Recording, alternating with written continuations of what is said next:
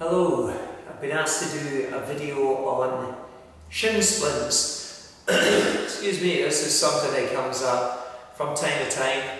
People who do a lot of running tend to get shin splints, which is a debilitating pain down here.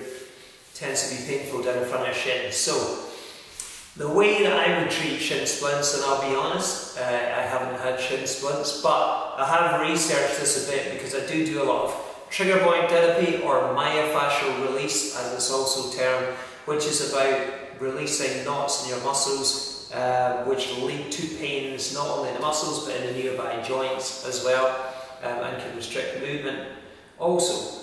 So anyway, I've done videos on what trigger point therapy is, so I'm not going to go into that in great detail. I'm going to show you a bit of the rolling required to help with shin splints, to help alleviate the pain. And also I made another video before which relates to this, so I'll cover that bit briefly as well, but then I'll refer you to that other video rather than just do it all in this, otherwise I was going to make this video quite long. So what you're going to do, if you bring your toes up towards your knee, you'll see this muscle here contract, and you feel it.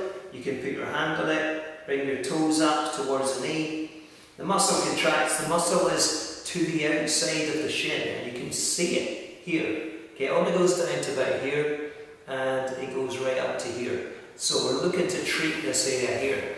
So we're going to do it with the foam roller because it's a great way of being able to apply a lot of pressure, which is what's needed because these are quite deep muscles, okay, so they're going to take a fair bit of pressure. But I'm going to show you also how you can do it if you don't have access to a foam roller. I would recommend that you pick one up because you can get one for like 10 quid or even a fiver sometimes, so there can be a bargain. Okay, so here I have two foam rollers.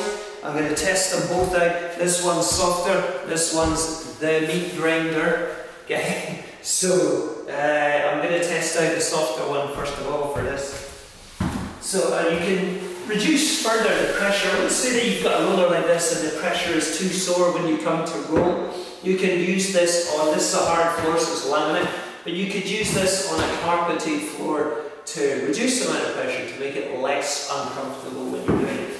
Okay, so I'm looking to roll to the outside of the shin from halfway up the leg up to the knee, halfway up the lower leg up to the knee. So I'm going to start at the bottom, and instead of lying with my shin flat on here, because as I said to you, the muscle is to the outside of the shin bone. So what I'm going to do is tilt myself, show you the position. I'm going to tilt to the outside of the shin. If you look at my foot here, you can tell I'm turned, I'm not lying flat, I'm turned about 45 degrees or even more. And I'm going to roll up the shin. Yeah, and I can get quite a lot of body weight in here, it's not that uncomfortable, there's a little bit of discomfort though. Yeah, so really press them down quite hard in here because these, like I said, these muscles are really quite deep. And it's a short muscle, so it's not going to take loads of rolling. You're only rolling up about 6 inches just below the knee and then down, halfway down the shin. I always look for the most tender bits I can find, and then I do 10 strokes on them, on the most uncomfortable bits that I can find, because ultimately that's where the problem is. Okay, and I'm going to swap legs and just do the same again. Okay, so again, I'm going to put a lot of pressure on here, so to get more weight I'm going to extend my back leg out and really press down on here, getting full body weight on here, except for the light small amount of weight that's in my hands.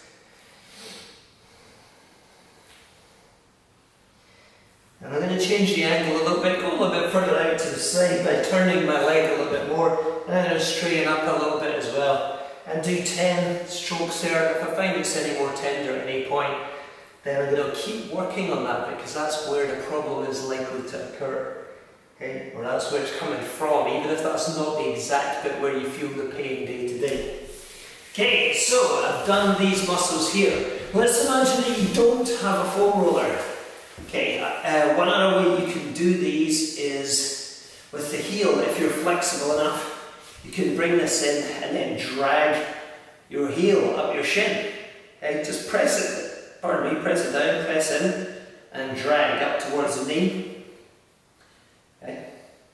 push down quite hard and press in hard. So you can do it that way, and that saves you.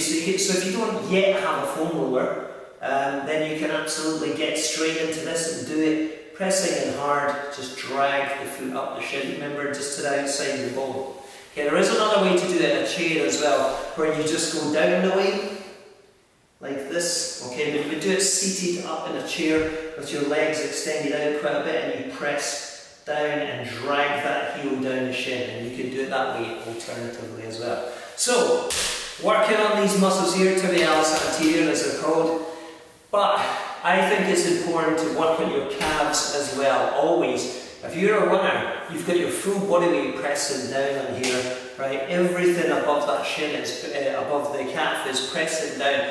Not only your own body weight, but you've got momentum as well. So there's impact on every stride that you're taking, and these things are taking an absolute ass kicking. So you need to roll these out as well. Now I'm not going to cover that in this video because I've already done a video on this, which I'm going to post also. So rolling out these, I would do these with a foam roller and roll the inside right up the middle and the outside as well, and do all of those so you're not missing any of the crucial active trigger points in the muscles.